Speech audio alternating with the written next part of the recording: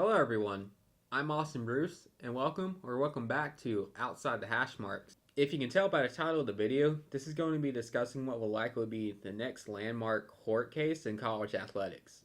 In the weeks following their CFP snub, Florida State did something that was both expected and surprising. They sued the ACC, their home conference, over their grant of rights. On face value, casual fans would see the move as one out of sheer bitterness after the Seminoles were left out. However, that simply isn't the case. This got disproved when Clemson joined in and filed their own lawsuit against the ACC for the same reason. Today, I'll be giving a quick rundown of what all of this means for the future of college athletics.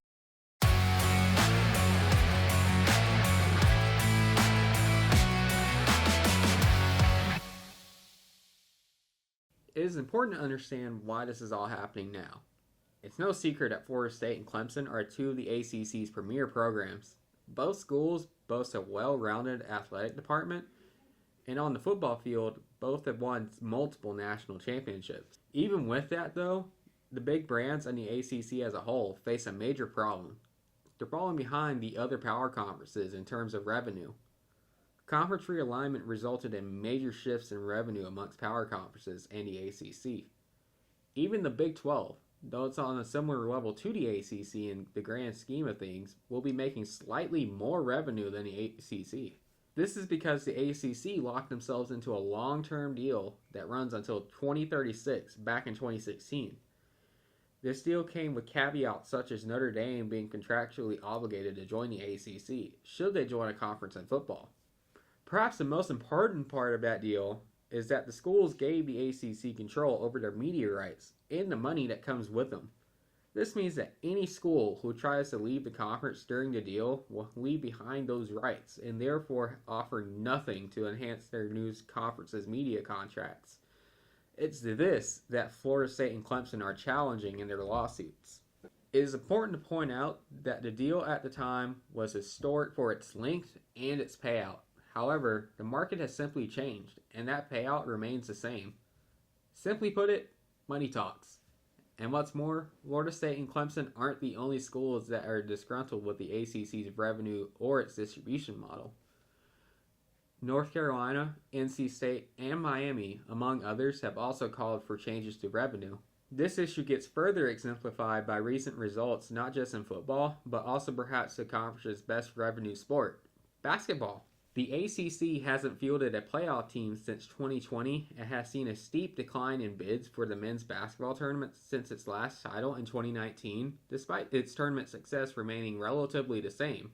Just look at this year, where they have 4 teams in the Sweet 16. However, the story doesn't end there.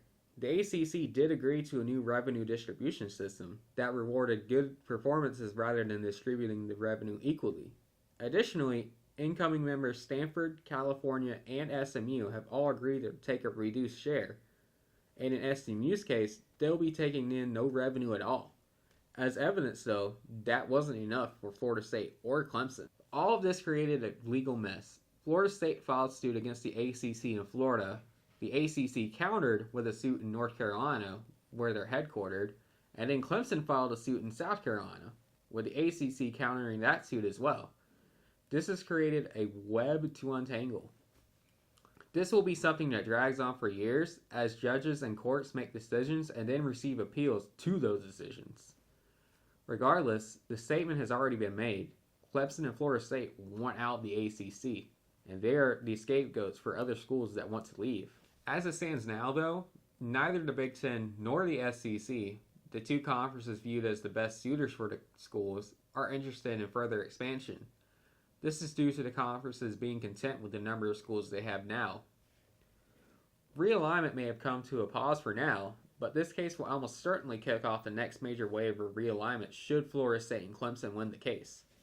The next big question in this scenario will be how the ACC responds to such a devastating blow. The likely answer? They won't. With reports of half the league, at the time at least, reviewing the details of the media deal last year, the ACC could face an exodus similar to the Pac-12. This will remain a very awkward situation for all involved while everything gets sorted out and creates a murky future for college athletics. There's still a lot unknown about the whole situation, but I want to hear your thoughts on this. Let me know in the comments down below. And don't forget to subscribe so that you don't miss out on any of my future videos. And don't forget to keep the college football flame burning.